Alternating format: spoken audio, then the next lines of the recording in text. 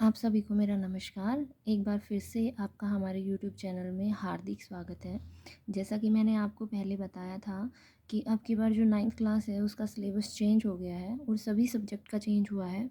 तो उसी क्रम में जो हमारा इंग्लिश सब्जेक्ट है उसका भी सिलेबस चेंज हो गया है और चेंज होने के बाद हमारे पास जो बुक आई है वो कावेरी आई है। बहुत ही अच्छी बुक है, वैल्यू बेस्ड है, क्रिटिकल थिंकिंग है और हर तरीके से बच्चे की ऑल राउंड डेवलपमेंट को देखते हुए इस बुक को इंक्लूड किया गया है। तो हमारे जितनी भी कमेटीज़ हैं, जितनी भी राइटर्स हैं, सबसे पहले उनको बहुत बहुत धन्यवाद कि उन्होंने हमारा जो करिकुलम है उसमें इतने अच्छे टॉपिक्स रखे हैं। तो आज से हम हमारा जो पढ़ाई वाला सेक्शन है उसको शुरू करते हैं और हमारा जो फर्स्ट चैप्टर रहेगा आज हम उसको करेंगे, जिसका नाम है how I taught my grandmother to read, कि मैंने अपनी दादी को कैसे पढ़ना सिखाया। ये बेसिकली एक स्टोरी है, एक नोवेल का ही पार्ट है जो कि कन्नड़ लिटरेचर से लिया गया है। और जो ये हमारा जो फर्स्ट चैप्टर है इसकी जो राइटर हैं वो हैं सुधा मूर्ति। बहुत ही अच्छा टॉपिक है और थैंक्स टू द राइटर जिन्होंने इतना अच्छा लिखा है। और जो मोरल है इस चैप्टर का वो ये है कि सीखने की कोई उम्र नहीं होती। अगर सीखना पर्पसफुली हो तो आप किसी भी स्टेज में सीख सकते हैं। और इसमें जो दादी माँ हैं उनके स्ट्रगल को दिखाया गया है। और मैं आपसे एक और बात कहना चाहूँगी कि जो स्ट्रगल होता है वो हमेशा इंसान को इंडिपेंडेंसी की तरफ लेकर जाता है। और इंडिपेंडेंसी आप किसी भी तरीके से हो सकती है। सेल्फ इंडिपेंडेंसी आप एजुकेशन में भी हो सकती है। किसी भी लाइफ के किसी भी मोड़ पर अगर आपका एम है वो पर्पसफुली है और आप सीखना चाहते हैं किसी उद्देश्य को लेकर, तो नो डाउट वो हमेशा सक्सेसफुल ही होते हैं और आप सक्सेस ही अचीव करते हैं।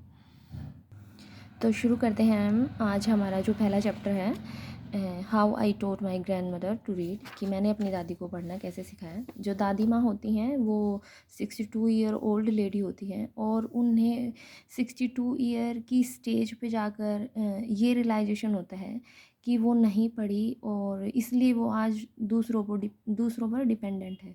अगर वो पढ़ती तो वो सेल्फ डिपेंड होती। तो यही जो उनकी गट फीलिंग थी उनको पढ़ने के लिए या सीखने के लिए मोटिवेट करती हैं। तो शुरू करते हैं आज का first chapter.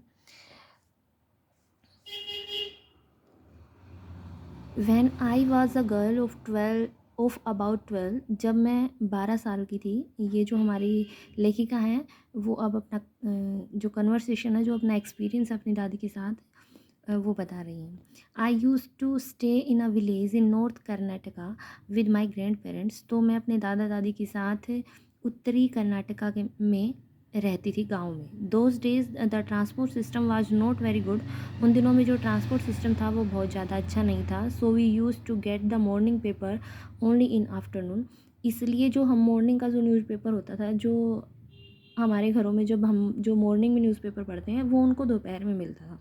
The weekly magazine use to come one day late. और जो साप्ताहिक पत्रिका थी वो एक दिन बाद मिलती थी।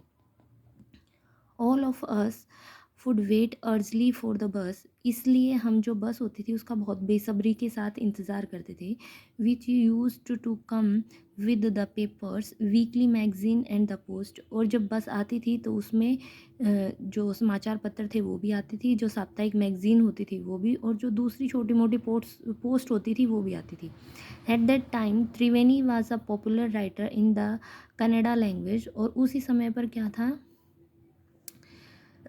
जो कन्नड़ लैंग्वेज थी उसकी जो सबसे पॉपुलर राइटर थी वो त्रिवेणी थी। Her style was easy to read and very convincing. उनका जो लिखने का जो तरीका था और वो बहुत सरल होता था ताकि लोगों तक अच्छे से पहुंच पाए। तो इसलिए क्योंकि वो सरल भाषा का प्रयोग करती थी तो जब जन सामान्य पढ़ता था उन्हें तो बहुत अच्छे से जो वो मैसेज देना चाहती थी वो लोगों को मिलता था। Her story usually dealt with complex psychological problem in the lives of ordinary people and were always very interesting.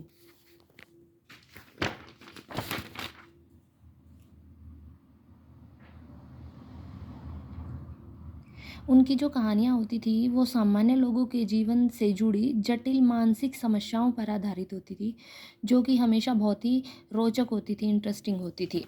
Unfortunately, लेकिन दुर्भाग्यवश for the Kannada literature, Kannada का जो साहित्य था, शी डाइड वेरी यंग, कि जो त्रिवेणी जी थी वो बहुत ही कम उम्र में उनकी डेथ हो जाती है। Even now after 40 years people continue to appreciate her novel. लेकिन उनका जो लेखन कार्य था वो इतना सराहनीय था, इतनी मोरल एजुकेशन बेस्ड होती थी और वो जन सामान्य के ऐसे मुद्दे उठाती थी कि उनकी मृत्यु के 40 साल के बाद भी आज तक उनके जो टॉपिक्स होते थे वो बहुत ज़्यादा पॉपुलर थे, या पब्लिक हैं वो बहुत उनको अप्रिशिएट करते थे। On her novels called Kashi Yatri was appearing as a serial in the Kannada weekly Karmaveera that. और उनमें से ही उन्होंने जो लिखा था उसमें से ही जो काशी यत्री है एक बेहतरीन नोवेल था, जो कि करमवीरा के जो साप्ताहिक सीरियल होते थे उसमें छपकर आता था। It is the story of an old lady and her ardent desire to go to Kashi और वाराणसी। ये जो काशी यात्री था ये एक बूढ़ी औरत के बारे में था जिसकी बहुत तीव्र इच्छा थी काशी और वाराणसी जाने की। Most Hindus believes that going to Kashi and worshipping lord Vishweshwara is the ultimate punya, क्योंकि हमारे सनातन में मान्यता है कि जो भी लोग काशी जाते हैं और वहाँ जाकर भगवान विश्वेश्वर की पूजा करते हैं तो उन्हें अतुलनीय पुण्य मिलता है। This old lady also believe in this, और जो ये बूढ़ी दादी थी उनका भी यही मानना था।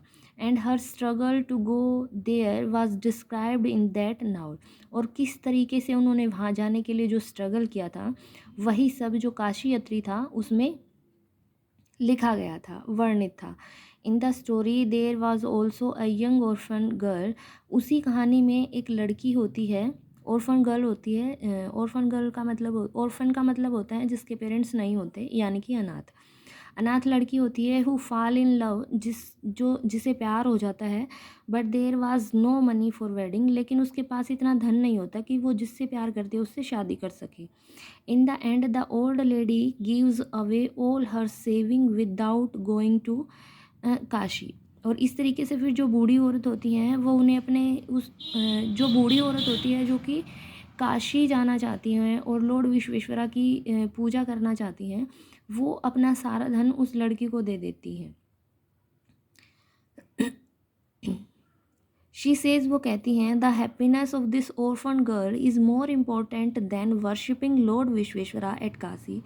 और साथ ही उन्होंने ये कहा कि मैं काशी जाकर भगवान विश्वेश्वर की पूजा करूं, उससे ज़्यादा पुण्य तो मुझे इस लड़की की हेल्प करने में मिलेगा।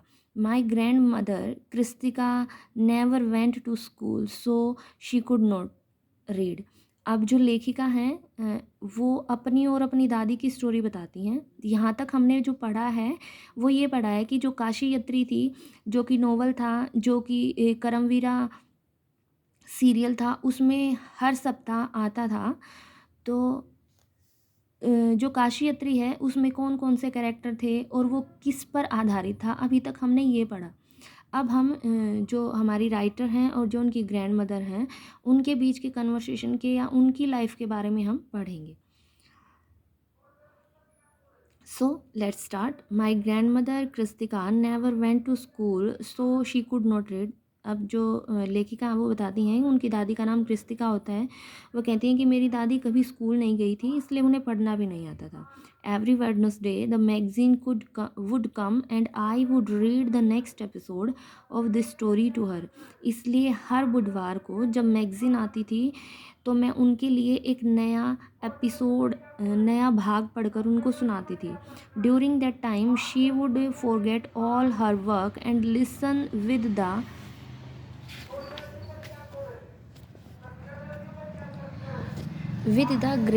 Greatest concentration. और इसलिए वो जिस दिन बुधवार वाले दिन जब वो पत्रिका आती थी और जब मैं उन्हें वो पढ़कर सुनाती थी तो उस ड्यूरेशन में वो अपना सारा काम भूल जाती थी और उसे बहुत ही तीव्र इच्छा के साथ सुनती थी। Later she could repeat the entire text by heart. और इसके बाद सुनने के बाद पूरा दिन अपने दिल ही दिल में या मन ही मन में वो उसको रिपीट करती रहती थी। My grandmother too never went to Kashi. मेरी दादी भी कभी काशी नहीं गई थी। And she identify herself with the novel's protagonist. Protagonist का मतलब होता है लीडर या मेन कैरेक्टर। इसलिए जो नोवेल का जो मेन कैरेक्टर था वो उसको अपने साथ जोड़ कर देखती थी। So more than anybody else, she was the one most interested in knowing what happened next in the story and used to insist that I read the serial out of her.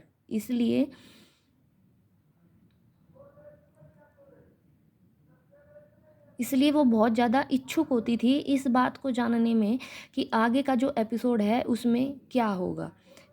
After hearing what happened next in Kashi Yatri, she would join her friends at temple courtyard where we children would also gather to play hide and seek। और इसके बाद फिर अपना दिन भर का काम निपटाने के बाद जब दादी मंदिर के आंगन में अपनी सहेलियों के साथ इकट्ठा होती थी तो वो उनके साथ काशी यात्री के एक्सपीरियंस था, जो उनका अनुभव था, जो वो दिन भर में सुनती थी, उसको शेयर करती थी। और वही हमारे जो फ्रेंड्स होते थे, मैं और हमारे फ्रेंड्स होते थे, वो सब वहाँ पर खेलते थे।